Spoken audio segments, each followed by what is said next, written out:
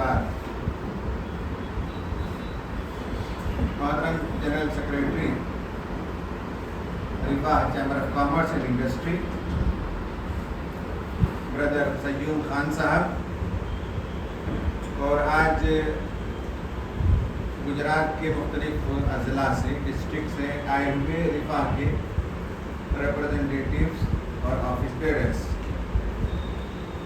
बड़ी खुशी और मसरत की बात है कि आज की दोपहर आप सब लोगों से मुलाकात हो रही है। इस वक्त Riphah chamber of commerce and industry के चेयरमैन की हैसियत से रिफा के वजूद के मकसद पर कुछ रोशनी डालूं, उसके पर्पस पर मैं बात करूं। आज से 1400 साल पहले इस्लाम हिंदुस्तान में सबसे पहले तुज्जार के ज़रिए, बिजनेस कम्युनिटी के ज़रिए आया। पूरा जो सदर्न पेनिनसुला है, मुंबई से शुरू होकर या गुजरात से शुरू होकर हम कह सकते हैं, साहिली इलाकों में कोंकण का इलाका, गोवा का इलाका, भटकल का इलाका, केरला का इलाका, फिर तमिलनाडु का इलाका, इन सब जगह ताजिर हजरात आए और इस्लाम ताजिरों के ज़रिए से फैला। ताजिर बैक वक्त कमोडिटी भी सेल करते हैं और नजरिया और अकीदा भी सेल करते हैं। कमोडिटी जो विजिबल गुड्स हैं, और उसके पीछे जब कमोडिटी बेचते हैं और किरदार और अखलाक और इंटेग्रिटी होती है, तो लोग ये भी देखना चाहते हैं कि ये किरदार, ये अखलाक, इंटेग्रिटी कहाँ से आई। तो मालूम हुआ कि इनके पास ज़िंदगी का एक नज़रिया होता है, एक वर्ल्ड व्यू होता है।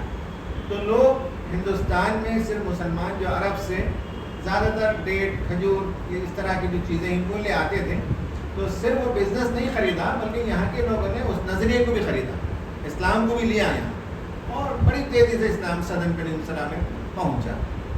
सदर्न जो प्लेटो है, डेक्कन प्लेटो, वहाँ तो इस्लाम सूफिया के ज़रिए से पहुँचा। बहुत बड़ा इलाका है जहाँ सूफिया इकराम आए पूरी दुनिया से और इस्लाम को फैलाया। नॉर्दर्न इंडिया में जो कुछ इस्लाम फैला, उसमें ज़्यादातर इन्वेडर्स, इन्वेजन आर्मीज, मुस्लिम रूलर्स आए और उनका सेटलमेंट का वो एरिया रहा। इसलिए आप देखेंगे कि इन तीनों किस्म में जहाँ जहाँ मुसलमान इस तीन कैटेगरी में देखते हैं, तो इस्लाम भी आप देख सकते हैं कि इन तीनों में थोड़ा थोड़ा सा फ़र्क मिलेगा। साउथ के मुसलमान आपको एंटरप्राइजिंग मिलेंगे, बिजनेस कम्युनिटी के मिलेंगे, वहाँ कदरे पीसफुल एरिया और माहौल नज़र आता है। तो ये हमारी सूरत हाल। फिर उसके बाद यहाँ 700-800 साल तक मुसलमानों ने हुक्मरानी की। उसके नतीजे में मुसलमान रूलिंग कम्युनिटी के थे, बहुत फ्लरिशिंग थे, बहुत थ्राइविंग थे, और वो बहुत ही तरक्की याफ्ता लोग थे अपने ज़माने। उनकी तहजीब, उनका तमद्दुन, उनका खाना पानी, लेन देन, तिजारत, ये सारी चीज़ें। फिर उसके बाद ज़वाल का वक्त आया तो मुसलमान ज़वाल पजीर हुए, अंग्रेज़ का दौर आया, अंग्रेज़ चले गए, हिंदुस्तान आज़ाद हुआ, और बदकिस्मती से हिंदुस्तान तकसीम भी हो गया। तो बहुत सी चीज़ों के हम मूरद इल्ज़ाम ठहरे, बहुत सी चीज़ों के। और तारीख़ का अलमिया होता है कि जब किसी के पास क़ुव्वत ख़त्म हो जाती है तो उसे इंसाफ भी कम मिलता है। आज ये दुनिया का मामूल है कि जिसके पास जितनी क़ुव्वत उतना इंसाफ उसे मिलता है। तो मुसलमान एट रिसीविंग एंड आ गए, और नॉर्थ इंडिया में बिलखुसूस मुसलमान जागीरदार रहे। लैंड रिफॉर्म्स के ज़रिए उनकी ज़मीनें ख़त्म हो गई। मुसलमान एक एक शहर में, वेस्टर्न यूपी आप चले जाएं, एक एक शहर में मुसलमानों की थ्राइविंग इंडस्ट्री थी। किसी जगह ताले का कारोबार, किसी जगह बर्तन का कारोबार, किसी जगह ब्रश का कारोबार। सिर्फ पूरे हिंदुस्तान में नहीं, दुनिया भर में जा सकता था। एक एक शहर में मुसलमानों के पास ऐसी तिजारत थी। पूरा वेस्टर्न यूपी, कहीं चूड़ियों का कारोबार है, कहीं चीनी के बर्तन बनते थे। तो उसके बाद जो है मुसलसल यहाँ फसादात का दौर चला और मुसलमानों की मुआशी क़ुव्वत को ख़त्म किया। पहले तो उनकी सियासी क़ुव्वत ख़त्म हुई, फिर उनकी मुआशी क़ुव्वत ख़त्म हुई। जब सियासत और मईशत में डाउनफॉल हो गए तो नज़रियाती तौर पर भी मुसलमान नीचे उतरते, क्योंकि रोज़ का मामला था, रोज़ी रोटी का मामला था। जब इंसान के पेट के लाले पड़े हों तो फिर नज़रियात और इस्लाम की अलमबरदारी उनसे हो नहीं पाई। तो تو یہ ہمارا گراف پھر نیچے اتر گیا۔ جماعت اسلامی ہند ہندوستان میں ایک ایسی تنظیم ہے جو مسلمانوں کے سلسلے میں بھی کام کرتی ہے اور بنیادی مقصد اس کا اسلام کی دعوت کو اس ملک میں پہنچانا ہے، اور اسلام کی دعوت کو پہنچانے کا سب سے پہلا ذریعہ مسلمان ہی ہیں۔ اگر مسلمان ہی اس کام کو آگے نہ پہنچائیں گے تو صرف کتاب کے ذریعے قرآن اور حدیث جا کر ہم پہنچا دیں تو اس کے ذریعے سے بھی پہنچتا ہے، لیکن سب سے زیادہ لوگ ہماری سوسائٹی کو دیکھتے ہیں۔ جو سوسائٹی سیاسی طور پر کمزور ہو، معاشی طور پر کمزور ہو، تعلیمی پسماندگی کا شکار ہو، تو اس سوسائٹی کو دیکھ کر لوگ نہیں سمجھ سکتے کہ اس کا نظریہ بہترین ہوگا۔ کسی زمانے میں ہماری دنیاوی زندگی اچھی تھی تو لوگ دیکھتے تھے کہ ان کا نظریہ بھی اچھا ہے۔ اب یہ ہے کہ تعلیمی پسماندگی، معاشی بدحالی اور سیاسی بے وزنی ہمارے مقدر ہو گئے۔ تو ایسے میں جماعت اسلامی کے انڈیورس میں سے، کوششوں میں سے کوشش یہ ہے کہ مسلمان معاشی طور پر خوشحال ہوں، مسلمانوں کی معاشی قوت میں اضافہ ہو، معاشی صورتحال بہتر ہو۔ اس کا ہر 4 سال میں ایک بار منصوبہ نکلتا ہے، اور اس بار کے جو 4 سالہ منصوبہ نکلا ہے اس میں بھی یہ بتایا گیا ہے کہ ہم اس ملک میں مسلمانوں کے لیے باقاعدہ منظم کوشش کریں گے، اور ہم خیال بہت سے تنظیموں کے ذریعے، بہت سے اداروں کے ذریعے سے کم 1 لاکھ نئے انٹرپرینرز کو ڈیولپ کریں گے۔ 1 لاکھ اس 4 سالوں میں، 2023 سے 2027 تک۔ اس کا مطلب ہوا کہ اس سال ہم 25,000 انٹرپرینرز تھرو آؤٹ انڈیا کریٹ کریں گے۔ 4 سال میں ہم 1 لاکھ لوگوں کو تیار کریں گے۔ اسی طرح سے مسلمانوں کو تجارت کی ترغیب دی جائے گی، اور انہیں کاروباری بنانے کے سلسلے میں جو تعاون اور مدد چاہیے وہ فراہم کی جائے گی۔ اور اس کے لیے ضروری نہیں کہ جماعت اسلامی ہی کرے۔ جماعت اسلامی کا طریقہ یہ ہے کہ سب کے ساتھ کوآپریٹ کرتی ہے، سب کے ساتھ تعاون کرتی ہے۔ جہاں جہاں خیر پسند ایلیمنٹس ہوں ان سب کے ساتھ ہم چلتے ہیں ہمیشہ۔ تو Riphah chamber of commerce and industry یہ ایسا ہی ایک انڈیپینڈنٹ ادارہ ہے۔ یہ جماعت کے ہم خیال لوگوں نے بنایا ایک ادارہ، انڈیپینڈنٹ ادارہ ہے، اور اس ادارے کا مقصد یہ ہے کہ مسلمانوں کی معاشی صورتحال کو بہتر کیا جائے۔ اس کے کئی کاموں میں سے پہلا کام یہ ہے کہ مسلمانوں کے اندر انٹرپرینرشپ کا جو سینس ہے وہ ڈیولپ کیا جائے۔ پھر جن کو تجارت کرنا ہو انہیں تجارت شروع کرنے میں، اسٹارٹ اپ کرنے میں مدد کی جائے۔ پھر جو لوگ تجارت کرتے ہوں ان کی تجارت کو اسکیل اپ کیا جائے، اسے بڑھایا جائے۔ مسلمانوں کا ایشو یہ ہے کہ جب وہ تجارت کرتے ہیں تو 24 آورز ان کے کنزیوم ہو جاتے ہیں، وہیں وہ کاؤنٹر پر بیٹھے بیٹھے تجارت کرتے ہیں، کیونکہ وہ پرسن ڈرائیون بزنس ہوتا ہے۔ اگر اسے سسٹم ڈرائیون بزنس بنا دیا جائے تو پھر ایک کی بجائے آپ 10 بزنس کر سکتے ہیں، 10 برانچ آؤٹ کر سکتے ہیں۔ وہ کیسے کیا جاتا ہے؟ تھوڑی سی کاؤنسلنگ کی ضرورت ہوتی ہے، تھوڑی سی رہنمائی کی ضرورت ہوتی ہے۔ اسی طرح سے بہت سی سکھ انڈسٹریز مسلمانوں میں سے کہ ایٹ دی ورج آف کلوزر، بند کرنے کی پوزیشن پر آ گئی ہوں، تو وہاں وزٹ کیا جاتا ہے اور انڈسٹری کے بارے میں کلینکل انالیسس ہوتا ہے کہ کہاں پرابلم ہو رہا ہے، اور تھوڑا سا پراپ اپ کریں، تھوڑا سا گائیڈنس دیں، تھوڑی سی مدد فراہم کر دیں، تو ایک انڈسٹری جو سیل آؤٹ ہو رہی تھی وہ بچ جاتی ہے۔ اس کے نتیجے میں 500,000 لوگوں کا روزگار اور ان کی معیشت اس انڈسٹری سے وابستہ ہوتی ہے۔ تو یہ جو رفاہ ہے یہ کام بھی کرتا ہے یہ ادارہ۔ اس کے اور بہت سے کام ہیں جو تفصیل سے یہ لوگ بتائیں گے انشاءاللہ، کہ جن کا بزنس اس لیول تک گرو ہو چکا ہو کہ وہ اب جو ہے ایکسپورٹ کر سکتے ہوں، امپورٹ کر سکتے ہوں، تو ایکسپورٹ اور امپورٹ کے لائسنسز، اس کے بزنس کے جو اصول، آداب، طور طریقے ہیں وہ کیسے کیا جائے۔ سیوم بھائی جو خاص شعبہ دیکھتے ہیں وہ شعبہ بہت ہی امپورٹنٹ ہے کہ مسلمان تاجروں کا پرابلم یہ ہے کہ بک آف اکاؤنٹس کو مینٹین کرنا، سارا اپنے بزنس کا آڈٹ کرنا، حساب کتاب رکھنا۔ اگر آپ لون کے لیے جاتے ہیں، مان لیں کہ آپ انٹرسٹ فری لون کے لیے جاتے ہیں، یہی مسلمان کرے گا۔ اسلامک لون کے لیے بھی کہیں اویلیبل جاتے ہیں تو لون دینے والا تو ویسے ہی پیسے اٹھا کر نہیں دیتا، وہ آپ کی ساری جو کریڈیبلٹی کو دیکھتا ہے کہ آپ کا بزنس کتنے سال سے چل رہا ہے، حساب کتاب دیکھنا چاہتا تھا۔ ہمارے لوگوں کے پاس حساب کتاب ہی نہیں ہے۔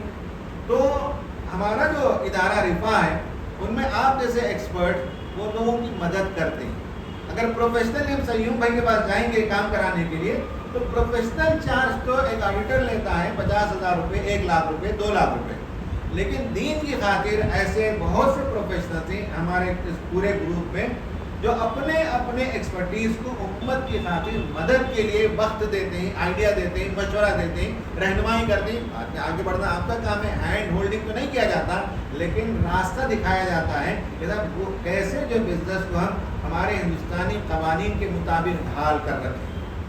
तो रिफा चैम्बर ऑफ कॉमर्स और इंडस्ट्री एक इदारा है, जमात इस्लामी जिसकी मदद भी करती है, पसंद भी करती है, सपोर्ट भी करती है।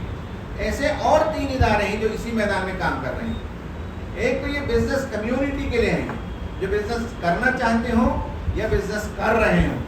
इसके अलावा जो बिजनेस कर रहे हो लेकिन फाइनेंशियल उनकी स्टेबिलिटी नहीं है, रिक्वायरमेंट है, तो जहाँ बजा 1 नहीं 2 नहीं सैकड़ों हमारे माइक्रो फाइनेंस के इदारे पाए जाते हैं। और मैंने खुद जाकर आईनी मुशाहिदा किया, मैंने जाकर ताजिरों से बात की, तो लोगों ने बताया कि हम ठेले में बिजनेस करते थे, लेकिन जब से ये जो बिलासूदी सोसाइटियाँ हैं अलग अलग नाम से हैं, हैदराबाद, तेलंगाना और कर्नाटक वगैरह में सेवा बैंक के नाम से मशहूर है, किसी जगह किसी और नाम से मशहूर है।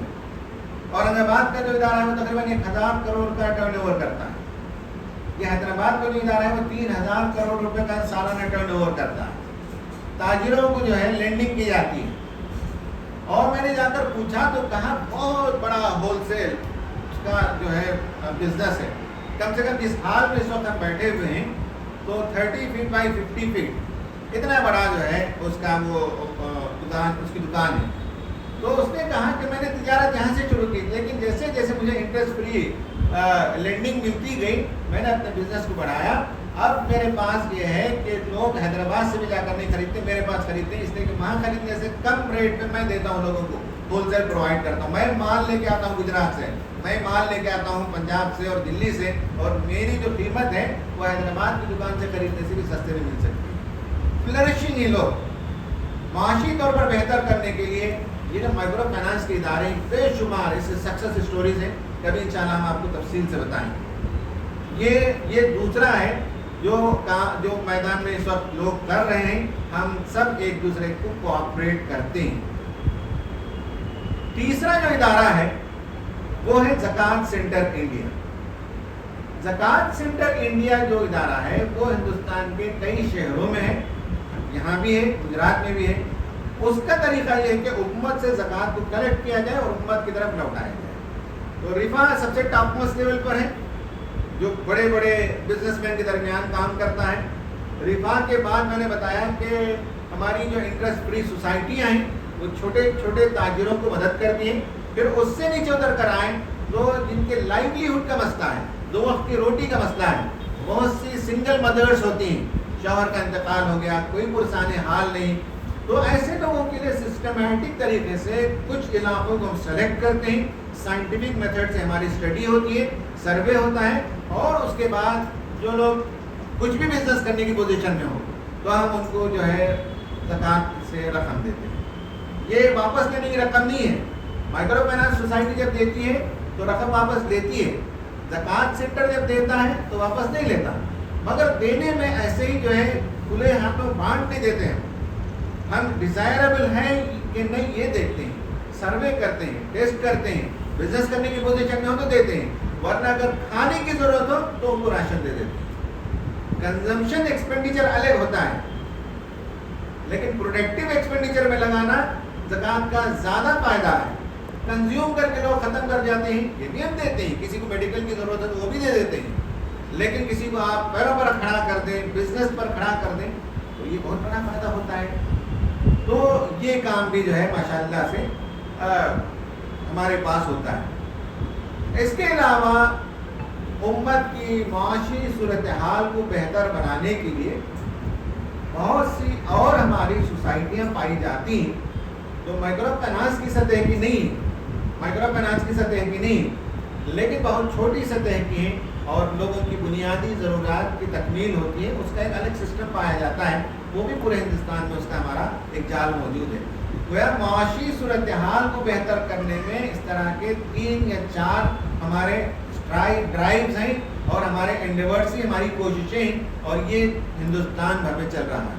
तो आप इसका हिस्सा बनते हैं, तो गोया कि आप अपने शहर में काम नहीं करते, बल्कि आप पूरे हिंदुस्तान की कोशिश का एक हिस्सा बन जाते हैं। वॉल ट्यूब जो है उसकी कीमत 25 पैसे नहीं है, और अगर वो बाहर पड़ा रहे तो वो बेवक़्त है, उसकी कोई कदर कीमत नहीं है वॉल ट्यूब की। लेकिन वो साइकिल में लग जाए, अब वो पूरी साइकिल नहीं चलती अगर वॉल ट्यूब खराब हो जाए, पंक्चर हो जाए।